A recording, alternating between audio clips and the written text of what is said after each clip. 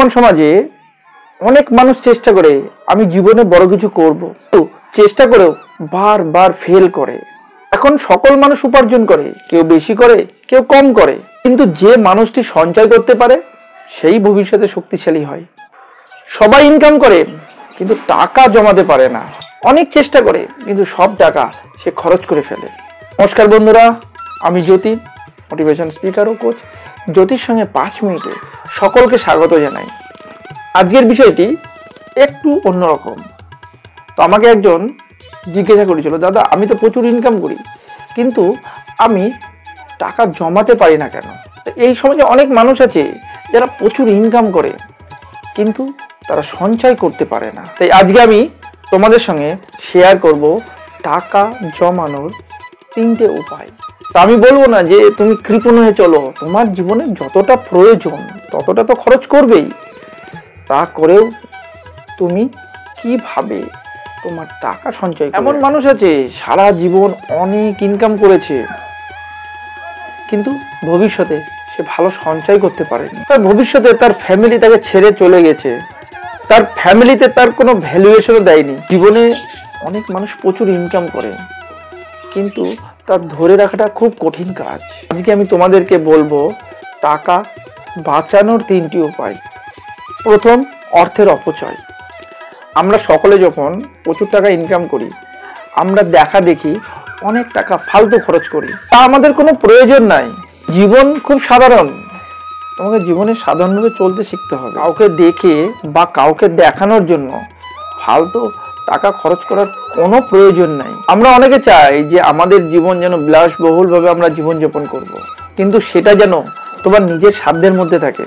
কারণ নিজের যতটা ক্ষমতা সেইভাবে নিজেকে চলতে হবে, নাহলে পরবর্তীকালে তোমাকে নিজেকেই ভুগতে হবে। কারণ আমার উপার্জন 100 টাকা, আমি খরচ করব 60 টাকা। কারণ আমাকে খরচের সাথে সাথে আমাকে কিছুটা সঞ্চয় করতে হবে। আর তোমার যদি পয়সা না থাকে কেউ তোমাকে সাহায্য করবে না। তুমি ভাবছো যে আমাকে ও দিবে, আমাকে দিবে, কেউ দিবে না। কারণ এই পৃথিবীতে সবাই চায় যে আমি বড় হই, অন্য কেউ নয়।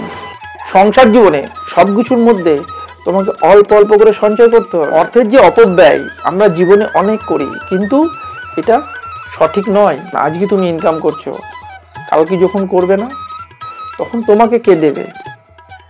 থাকতে দাঁতের মর্ম না বুঝলে বুড়ো বয়সে তো কষ্ট পেতেই হবে। আজকে তোমরা প্রচুর ইনকাম করছো, যদি আজকে তোমরা সঠিকভাবে সঞ্চয় না করতে পারো বুড়ো বয়সে তোমাদেরকেও অনুশোচনা করতে হবে। যখন তোমরা ইনকাম করা শিখবে তখন থেকেই অল্প অল্প করে সঞ্চয় করাও শেখো, দেখবে ভবিষ্যতে তোমার কোনো কষ্টই থাকবে না। দ্বিতীয় হচ্ছে ঋণ নেওয়া। কারণ এখন আমরা খুব তাড়াতাড়ি বড়লোক হতে চাই, তাই আমরা যখন উপার্জন শিখি না আমরা ঋণ নেওয়াটাও তাড়াতাড়ি শিখি, যেটা বলে লোন। এখন তো সবারই একটা অভ্যাস হয়ে গেছে যে আমাকে লোন নিই, আমাকে বাড়ি করতে হবে, গাড়ি কিনতে হবে। আর বাজারে লোন নেওয়াটা এখন সাধারণ ব্যাপার। যে লোন নেয় সেই নিজে বুঝে লোন নেওয়াটা যতটা সম্ভব ততটা কম করবে, আর যতটা তোমার ক্ষমতা ততটাই নেবে, তার বেশি নয়। লোন নেওয়ার আগে ভাববে যে লোন কিভাবে পরিশোধ করবে। লোন তোমাকে পরিশোধ করতেই হবে, তারপর লোন নেওয়ার ডিসিশন নেবে। সময় পরিস্থিতির চাপে তোমাদেরকে লোন নিতে হয়, লোন পরিশোধ করার ক্ষমতাও যেন থাকে।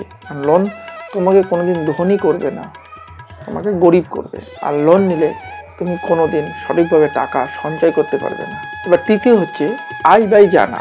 আমরা সকলেই টাকা উপার্জন করি, কারণ মাসের প্রথমে যখন টাকা আসে আমাদের ভালোই লাগে, কিন্তু মাসের শেষে আমরা কি করি? টাকা নাই,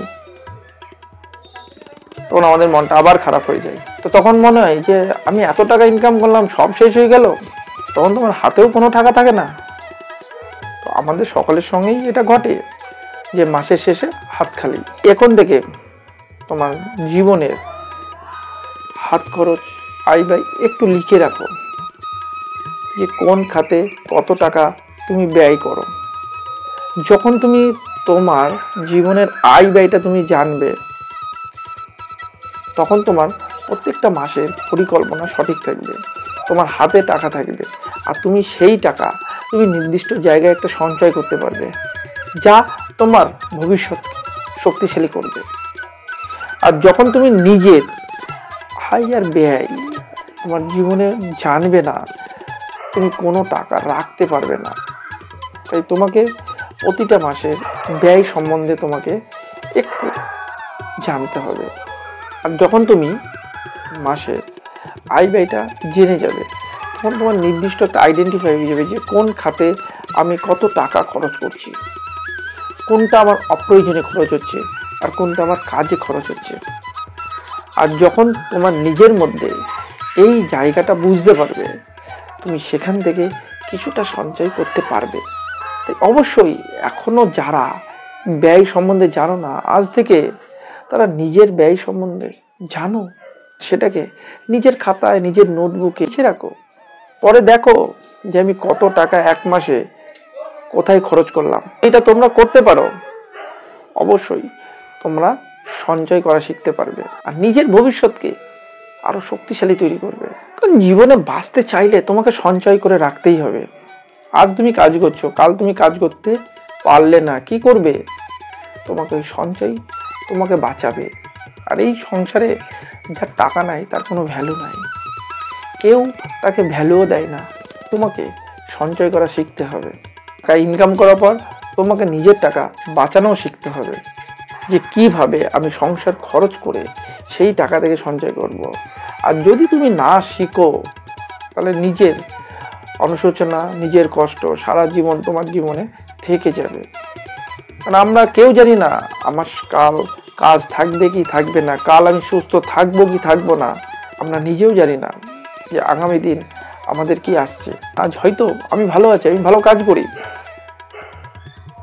কিছুদিন পর আমার কাজটা চলে গেল বা আমি অসুস্থ হয়ে গেলাম, কে দেখবে? আমাকে জয় করে রাখতেই হবে। দৈনিক 1 টাকা করে সঞ্চয় করো, এটাকে অভ্যাসে পরিণত করো। তারপর দেখবে যখন তোমার ইনকাম বাড়বে, তখন তোমার সঞ্চয়ের বাড়াও। কারণ তোমার একটা সঞ্চয়ের একটা অভ্যাস তৈরি হয়ে যাবে, যা পরবর্তীকালে তোমাকে তোমার জীবনকে সাহায্য করবে। সকলেই আমার সাথে থাকবেন, কারণ পরবর্তী ভিডিওতে আমি খুব ইম্পর্টেন্ট একটা কথা বলবো, যা তোমার 1 টাকা থেকে তুমি লাখপতিও হতে পারবে। ভিডিওটি ভালো করে দেখবে, আর ভালো লাগলে একটা লাইক করে দেবে। আর যদি তোমাদের ভালো লাগে, সকলকে শেয়ার করবে, সকলকে সাহায্য করবে। আবার পরবর্তী ভিডিওতে দেখা হচ্ছে। সকলে ভালো থাকবেন, সুস্থ থাকবেন। ধন্যবাদ।